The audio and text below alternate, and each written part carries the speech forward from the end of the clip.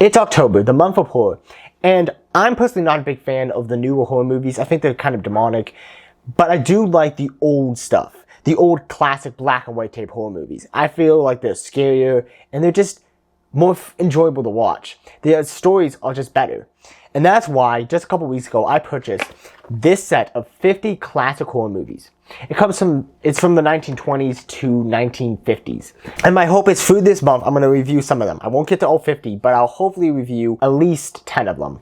And that's what I have on this list. I have 7 that I've already watched. I put out a review for the Phantom of the Opera last week, and today I'm going to be doing The Black Dragon. It came out in 1942. It's important to mention that it came out in 1942 because one of the big things about the story is it really plays into during that time. There was a World War II was happening. So the villains in the movie somewhat is this one guy who's killing these people, but also somewhat there's a deeper plot going on with the Japs. They are like the arch villain, the people who run the Black Dragon. So that's an important thing to keep in mind is that unlike today where if you just say, oh, the Japanese are the villains, it would be a different case than what it would have been back then, because back then America was at war with Japan, so having them as the villains or having the Germans as the villains, it's like if they had Russia or North Korea or something like that as the villain nowadays. It would be the same type of situation, not quite because we're not in war right now,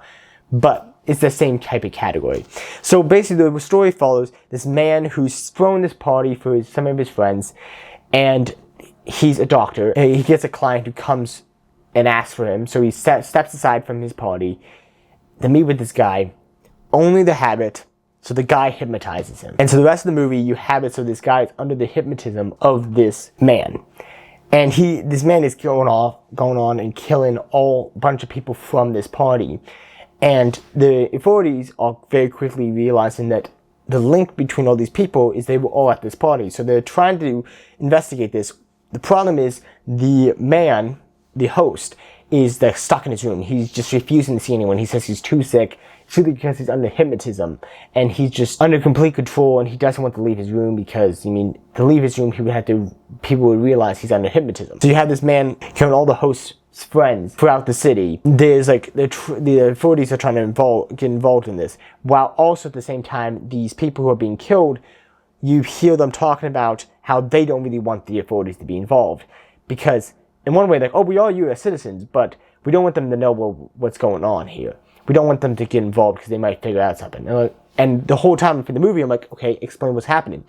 And then by the end of the movie, you realize what's really happening is they're not U.S. citizens. These people are undercover spies for the Japs who had the main doctor, the host, had given them plastic surgery so that they could look like they're just American citizens in business, like these American businessmen instead of these Japanese spies. Then you realize that this client, this person who's killing them all, is not just killing off random U.S. citizens, he's killing off these Japanese spies that he had figured out about.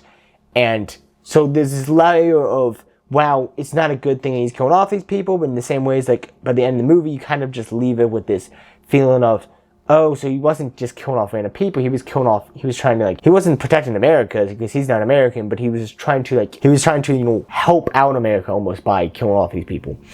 And so, honestly, this is a really good, fun story. I love it how these old ones really don't have blood, but it's like the killing is just in the background. It's different, but it's kind of epic, and they're not as hiding who did it.